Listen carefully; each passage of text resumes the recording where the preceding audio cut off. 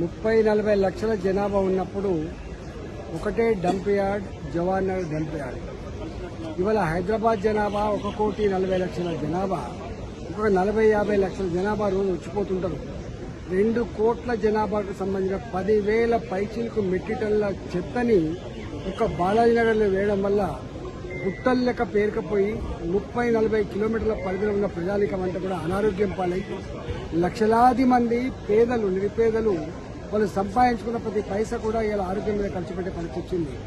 ఇలా అక్కడ పారేటువంటి కాలువలు కావచ్చు, ఆ పరిధిలో ఉన్నటువంటి చెరువులు కావచ్చు, మొత్తం దుర్గంధపూరితంగా మారడమే కాకుండా ఇవాళ బోర్లు వేసినా బావి తవ్వినా కూడా పనికిరాని నీళ్లు వస్తూ ఉన్నాయి.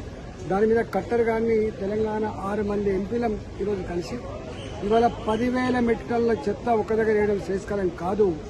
మీరు ఇంత టెక్నాలజీ పెరిగింది, ఇన్ని డబ్బులు ఖర్చు పెడతా ఉన్నారు, ప్రజల ఆరోగ్యంతో చిలకడ మారుతుందని చెప్పినప్పుడు దాన్ని జీరో పొల్యూషన్ తో చేసే ప్రయత్నం చేస్తామని చెప్పి వారు మాటిచ్చింది.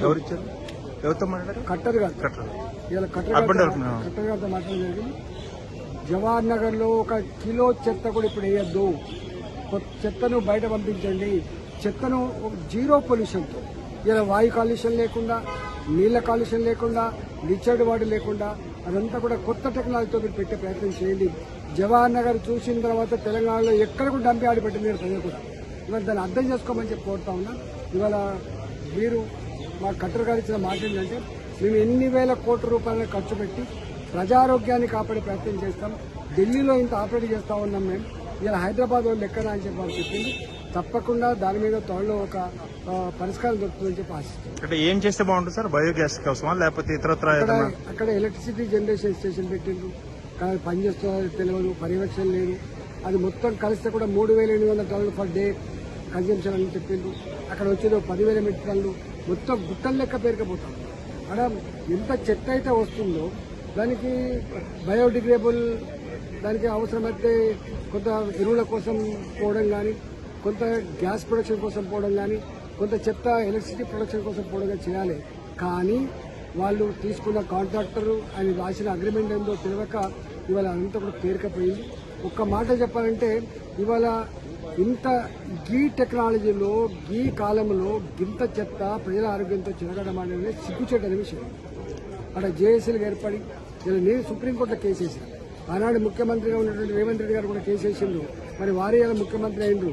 ఇలా ఎన్ని మీటింగ్లు పెట్టా కూడా దాని ఫలితం లేకుండా పోయింది. అందుకని ఇవాళ కట్టగాలు కలిసి మీరు ఒక పరిష్కారం చెప్పమని చెప్తున్నారు. అంటే మీరు కేంద్ర మంత్రులు కిషన్ రెడ్డి గారు ఉన్నారు, బండి సంజయ్ గారు ఉన్నారు కదా, మరి వాళ్ళు కూడా ప్రభుత్వంపై ఒత్తిడి తేవచ్చు కదా? 6 మంది ఎంపీలం పోయినాం. రెండో విషయం ఏంటంటే కుంపల్లి మేడ్చల్ ఫ్లైఓవర్ కావచ్చు, రోడ్డు కావచ్చు, అదేవిధంగా ఉప్పల్ గడికేసరి ఫ్లైఓవర్లు కావచ్చు, ఇలా కాంట్రాక్టర్ల యొక్క నిర్లక్ష్యం వల్ల, కాంట్రాక్టర్ల యొక్క దివాళకోరుతనం వల్ల సంవత్సరాల తరబడి వాళ్ళ ఉప్పల్ ఫ్లైఓవర్ కట్టకుండా, కుంపల్లి ఫ్లైఓవర్ కట్టకుండా మేము అనేక సార్లు వేడుకున్నాం. ఫ్లైఓవర్ కట్టేదేదో ఖర్చు కానీ అటుపక్క ఇటుపక్క ఉన్న సర్వీస్ రోడ్లు మాత్రం మంచి డాంబర్ రోడ్లుగా మార్చండి, గుంతలు లేని రోడ్లుగా మార్చండి. 10,000 సంఖ్యలో ఇప్పటికే చనిపోతా ఉన్నారని చెప్పి గడ్కరీ గారికి నేను స్వయంగా నాగపూర్ పోయి చెప్పొచ్చాను. వారు అనేక సార్లు ఆదేశాలు ఇచ్చారు. కానీ ఎక్కడనే ఉంటే ఇలా మొత్తం 6 మంది ఎంపీలు తెలంగాణ రాష్ట్రం మొత్తంలో ఎక్కడైతే నేషనల్ హైవేస్ కింద పనులు జరుగుతూ ఉన్నాయో అవి ఫ్లైఓవర్లు కావచ్చు, అవి రోడ్లు కావచ్చు, అవి సర్వీస్ రోడ్లు కావచ్చు, ఆ పనులన్నీ కూడా త్వరలో చేయమని చెప్పడం. నెక్స్ట్ వీక్ వెంటనే ఒక రివ్యూ పెడతామని చెప్పారు తెలంగాణ మీద. రెండవది తక్షణమే గడికేశ్వర రూట్లో కానీ, కుంపల్ రూట్లో కానీ గుంతలు లేని ఒక మంచి డాంబర్ రోడ్లు వితిన్ 10 days వేయాలని చెప్పి ఒక ఆదేశం ఇచ్చింది. నాకు తెలిసి ఈ 10 రోజుల్లో గడికేశ్వర వైపు ప్రయాణం చేసే ప్రయాణికులకు కానీ, కుంపల్లి మేడ్చల్ వైపు ప్రయాణం చేసే వాళ్ళకి కానీ ఏ హడ్డిల్స్ లేకుండా, రోడ్ల మధ్యలో ఏవి హడ్డిల్స్ లేకుండా మొత్తం క్లీన్ డాంబర్ రోడ్ వేయించే ప్రోగ్రామ్ కూడా వితిన్ 10 days వేయబోతుంది.